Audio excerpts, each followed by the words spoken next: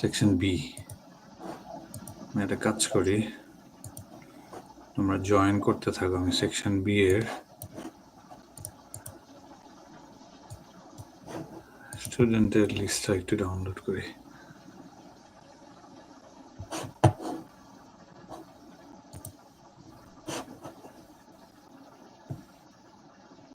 Alright. Excel. তোমাদের এই মুহূর্তে ক্লাসে হচ্ছে মানুষ আছে পিপল 43 জন। তোমাদের অনেক ছাত্র, 43 জন। তোমাদের রেজিস্টার হচ্ছে 42 জন। ওয়াও, কিভাবে এটা সম্ভব?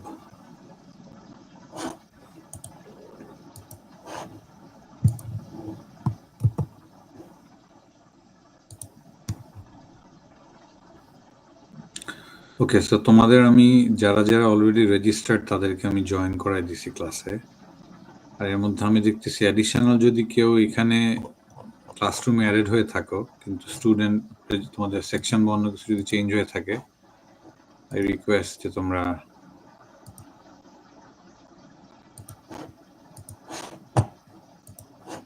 জাস্ট লিভ করে নিও, না তো আমার খুঁজে খুঁজে তোমাদেরকে বের করে লিভ করতে হবে, which is makes my life easy যদি তোমরা নিজে থেকে বের হয়ে যাও। অলরাইট, এটা হচ্ছে Excel download. Give me 1 minute.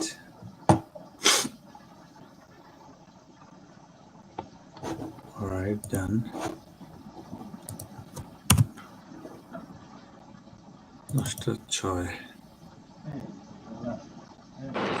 আসসালামু আলাইকুম স্যার। ওয়ালাইকুম আসসালাম স্যার, বলো। স্যার আমার রেজিস্ট্রেশন কমপ্লিট, বাট আমার ডকুমেন্টের কারণে ইউক্যাম লক ছিল, তো এই কারণে আমি কোর্স এনরোল করতে পারছিলাম না। তো এটা আমার অ্যাডভাইজারের সাথে কথা বলে দেন এটা ঠিক করতে হবে। আদারওয়াইজ আমার কোর্স রেজিস্ট্রেশন করা, মানে সেমিস্টার রেজিস্ট্রেশন করা। আচ্ছা, ঠিক আছে। সো তোমাদের যাদের মানে বেসিক্যালি ধরো তোমরা যখন রেজিস্ট্রেশন কমপ্লিট করো তখন আমরা টিচাররা ইউকেএম ওয়েবসাইটে তোমাদের ইনফরমেশন অ্যাক্সেস করতে পারি, বুঝছো? তোমাদের তো যখন ফর্মালি হয়ে যায় তখন আমি তোমাদেরকে অ্যাড করে দিচ্ছি, ঠিক আছে? সো তোমার যদি কমপ্লিট হওয়ার পরে যদি অ্যাড না হয়ে থাকে, আচ্ছা এখনই চেক করি, তোমার এখনই চেক করি, গিভ মি আ মিনিট। তুমি কোন সেকশনের? Sir section B. Section B.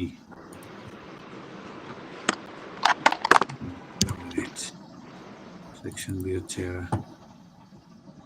Alright. Section B, তোমার রেজিস্ট্রেশন নাম্বার কত? মানে 23205090। আচ্ছা, তোমারটা এখন আসে নাই। হ্যাঁ, ও টনি ব্রাউন। না স্যার, সাইফুল ইসলাম। 23205090। আচ্ছা, তোমারটা এখন হয়নি, বুঝছো? সো তোমারটা হইলে তোমাকে আমি গুগল ক্লাসরুমে অ্যাড করে দিব, ঠিক আছে? সো তুমি তোমার স্যারের সাথে একটু কথা বলে আমাকে জানাও। আর যদি এর মধ্যে না অ্যাড হও তাহলে তুমি আমাকে নেক্সট ক্লাসে আরেকবার স্মরণ করে দিও, ঠিক আছে? এর মধ্যে যদি হয়ে যায়, নেক্সট ক্লাসের আগে যদি তোমারটা হয়ে যায় তাহলে আমাকে ইমেল করে দিও। আর যদি নেক্সট ক্লাস তোমাদের না হইলে নেক্সট ক্লাসে আমাকে আরেকবার মনে করে দিও, ঠিক আছে? Okay sir. Okay, perfect. So তোমাদের লাস্ট ক্লাসে আমরা কোথায় শেষ করছিলাম মনে করতে পারবে কেউ? বাল্ক মডুলাস পর্যন্ত স্যার। Bulk modulus. রিয়েলি? তোমাদের এটা কি প্রথম ক্লাস আজকে, এই সপ্তাহের প্রথম ক্লাস এটা? না স্যার, সেকেন্ড ক্লাস। তোমরা কোন সেকশন বললা? বি? জি স্যার। এই উইকের আজকে বুঝছি, তোমরা হচ্ছে ওই প্রথম ক্লাস যে করো নাই। জি স্যার। তোমরা সেই সেকশন না যে প্রথম ক্লাসটা করো নাই? জি স্যার। ওকে, অলরাইট। সেই জন্য তোমরা অ্যাকচুয়ালি এত পিছানো, বাকিরা তো শেষ হয়ে গেছে chapter. Alright, so I hope তোমাদের পারফরমেন্স ভালো হোক, যেন তোমাদেরকে আমি আবার বাকিদের সমানে আনতে পারি। বাট ফর নাও আমরা যদি আজকের লেকচারটা হচ্ছে তোমাদের থিওরির লাস্ট লেকচার। সো তোমরা যারা ক্লাসে আসো আমি তাদের প্রতি বলবো যে this is a very important lecture, so make sure that you follow. আগের ক্লাসে আমরা বাল্ক মডুলাস যেটা দেখছিলাম সেটা মূলত ছিল যে তোমার যে কোনো লিকুইডের ক্ষেত্রে তোমার যখন প্রেসারে চেঞ্জ হয় তখন পার ইউনিট প্রেসারে চেঞ্জের জন্য ভলিউমের যে চেঞ্জটা হয় সেটাকে আমরা বাল্ক মডুলাস দিয়ে এক্সপ্রেস করি, যেটা সলিডের ক্ষেত্রে আমরা মডুলাস অফ ইলাস্টিসিটি বলে একটা টার্ম শিখছিলাম। It is similar to that. এবং এই বাল্ক মডুলাস দিয়ে আমরা এক্সপ্লেইন করতে পারি যে কেন লিকুইড বা ওয়াটারকে আমরা বলছিলাম যে অলমোস্ট ইনকম্প্রেসিবল বা রিলেটিভলি ইনকম্প্রেসিবল। কারণটা হচ্ছে তুমি যদি পানির উপরে যদি 1000 PSI চাপ দাও তাহলে পানির ভলিউম মাত্র 0.3 পরিমাণ বাড়ে, ঠিক আছে? সো খুব বেশি ভলিউম বাড়তেছে না, that's why we call it almost incompressible. আচ্ছা, এখন this becomes very important here.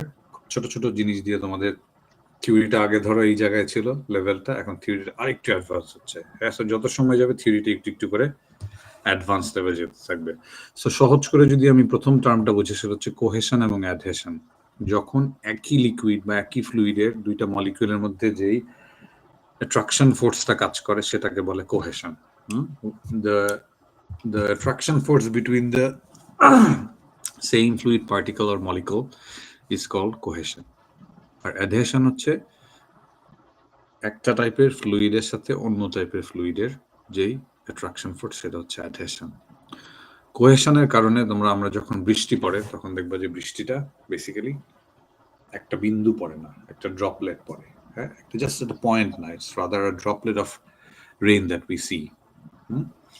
So এইটার কারণে মূলত কোহেশনের কারণে, কারণ ওয়াটার পার্টিকেল গুলো একটা একটার সাথে আকর্ষণের মাধ্যমে একটা একটার সাথে জড়ো হয়ে থাকে, হ্যাঁ, জয়েন্ট হয়ে থাকে, যে জন্য একটা বিন্দু পানি পড়ে না, বরঞ্চ একটা তোমার ড্রপলেট অফ ওয়াটার পড়ে। হ্যাঁ, সো এখানে যদিও আমরা বলি যে শিশির বিন্দু, শিশির কণা, কিন্তু অ্যাকচুয়ালি কণা একটা না, তাই না? একটা ড্রপলেট, একটা নির্দিষ্ট স্ফেরিক্যাল ভলিউমের পানি পড়ে।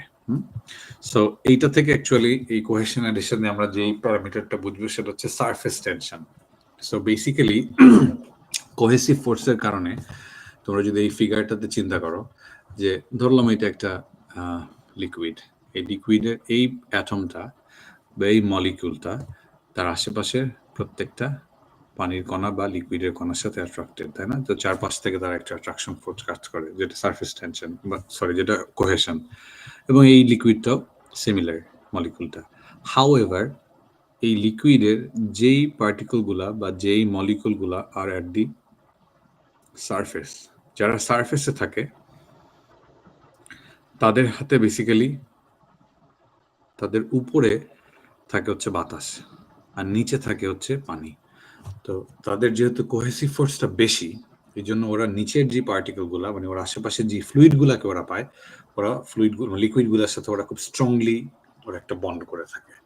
যেহেতু ওর উপরে কিছু না, উপরে থাকলে উপরেও ধরতো, যেহেতু উপরে পারতেছে না, পাশাপাশি এরকম একটা স্ট্রং একটা একটা ফোর্স নিয়ে থাকে ওরা। এবং এই ফোর্সটার কারণে এখানে মনে হচ্ছে না একটা লেয়ার তৈরি হয়ে গেছে, একটা লেয়ার তৈরি হয়ে গেছে। সে তোমাদেরকে যদি বাস্তবে অন্য একটা এক্সাম্পল দিয়ে বোঝানোর চেষ্টা করি, যে ধরো তোমাদের এই ক্লাসের বি সেকশনের 50 জন ছাত্রের মধ্যে হয়তো বা 10 জন আসতেছে যশোর থেকে।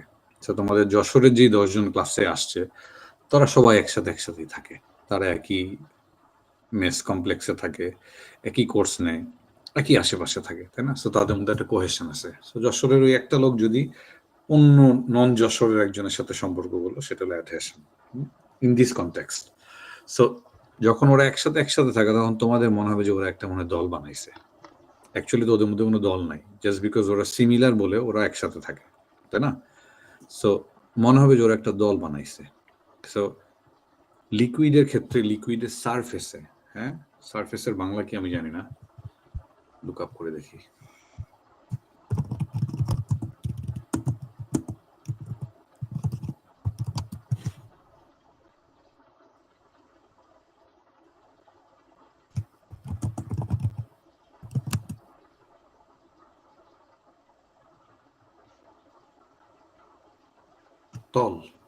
তল বলতেছে, পৃষ্ঠতল। কি বললা? পৃষ্ঠতল। আচ্ছা, বা মানে পৃষ্ঠ, তাই না? একটা পৃষ্ঠ।